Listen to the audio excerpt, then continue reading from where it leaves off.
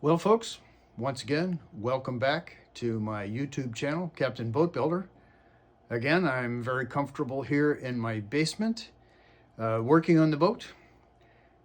Today's episode is number 8, and I call this one Connecting the Topsides. I would like to say that after the tremendous amount of work that I have done trying to pre-finish the panels of the hull, both inside and outside, as I start to put the boat together, I think all my efforts have paid off. I think in the end, I'm going to have a better product. And so it's starting to look like the pre-finishing the panels, in fact, was a decent idea, in spite of the fact that it seemed like it took forever. We've also reached the point where it's starting to look like a boat, and you'll see it in the video.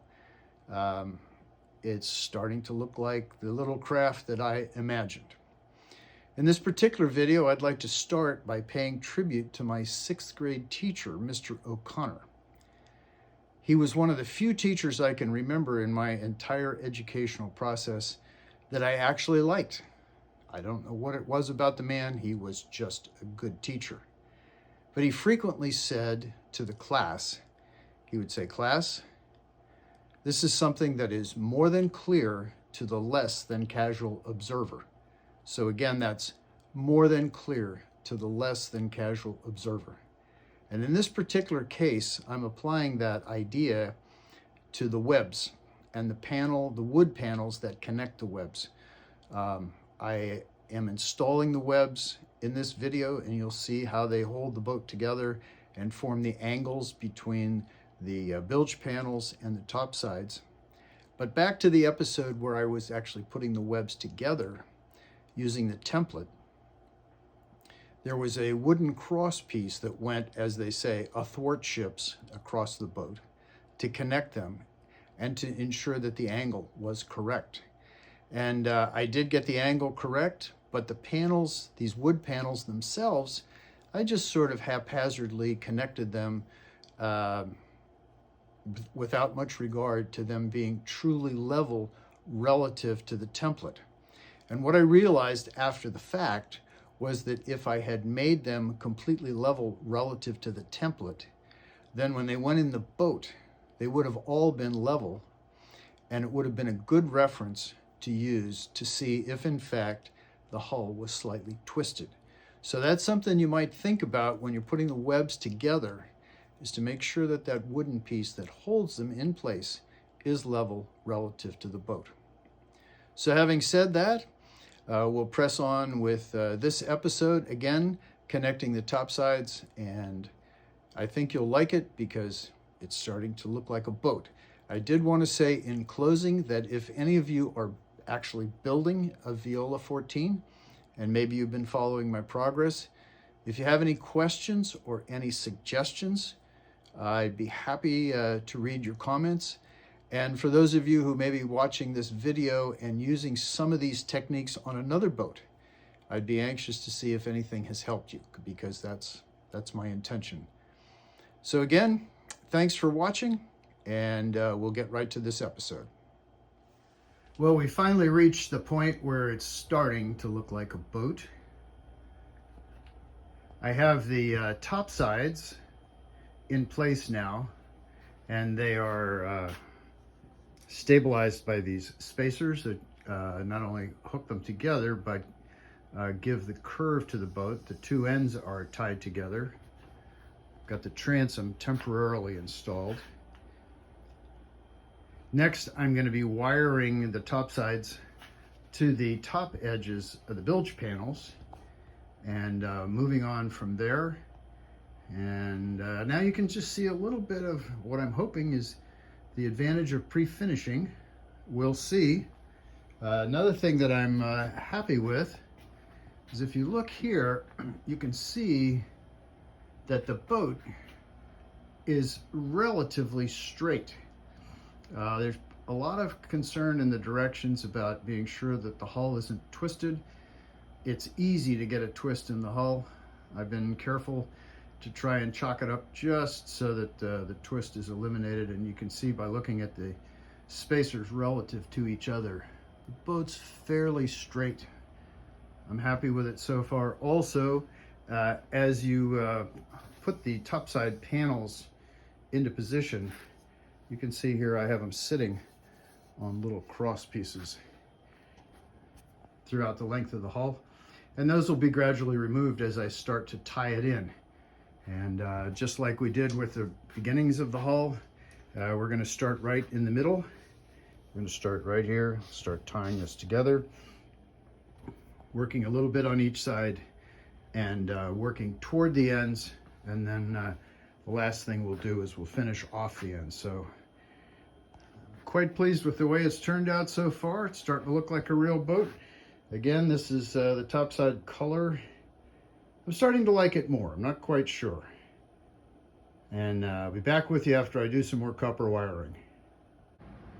Well, now I'm finally finished with all the copper wire tying of the hull, tying the planks together, the topsides, tying in the webs, forward bulkhead.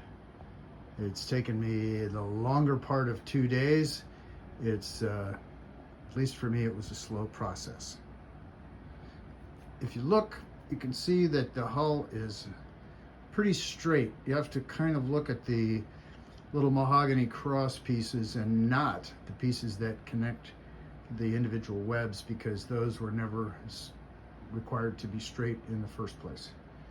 But I've got the hull pretty straight. I've been using a level and measuring a lot.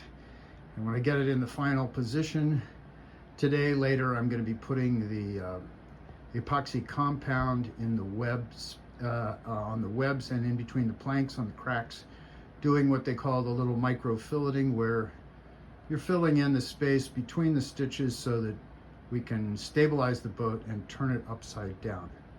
A couple of things I wanted to show you. Again, I've got the gunnels in place, clamped all the way front and back. That helps even out the curve, makes the boat more uniform. I wanted to show you something that you need to be careful about, and it has to do with the position of the webs.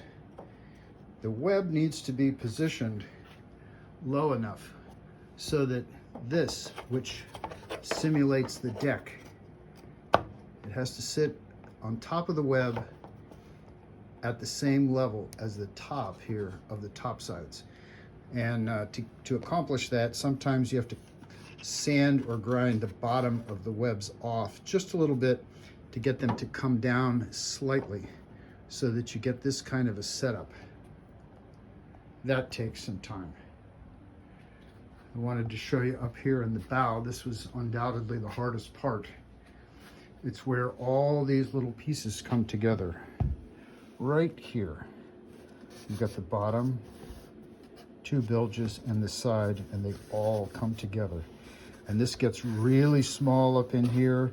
It's a bend this way because of the rocker, and it's also a bend this way because it's getting narrower. And so there's a lot of sanding, a lot of fairing.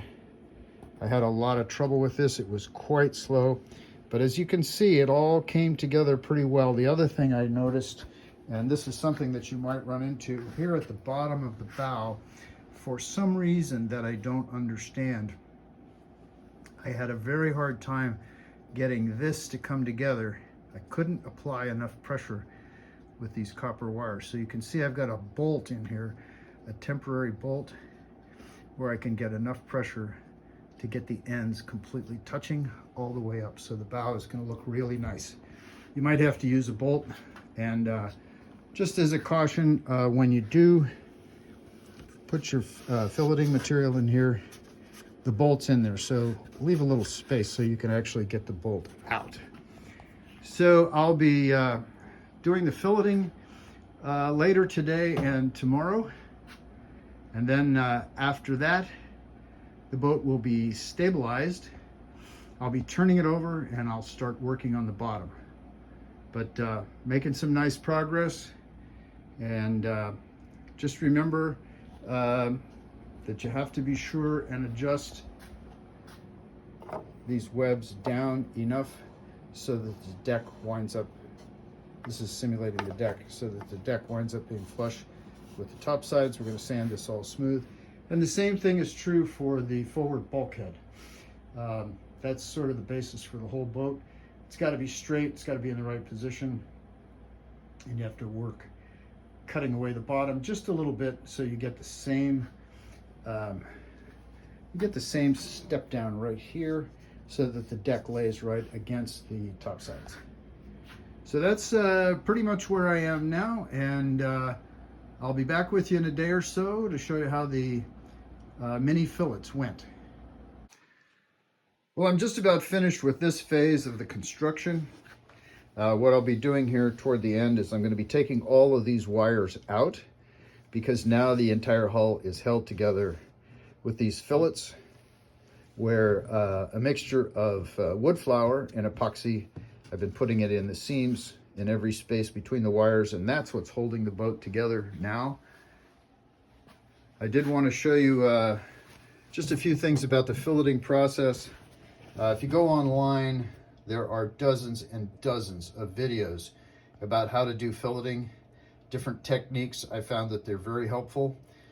Two things to consider. The first is the consistency of the filleting material itself. When you mix these thickening agents with the epoxy, whether you use wood flour or other thickening agents, the consistency is very important, because if you make the stuff too thin, it'll run and it won't stay in the seam. If you make it too thick, it's very hard to work with, and you'll have a great deal of trouble getting a smooth finish. And this is something that you're just going to have to practice and experiment with until you get the consistency that you're comfortable with when you're doing this filleting.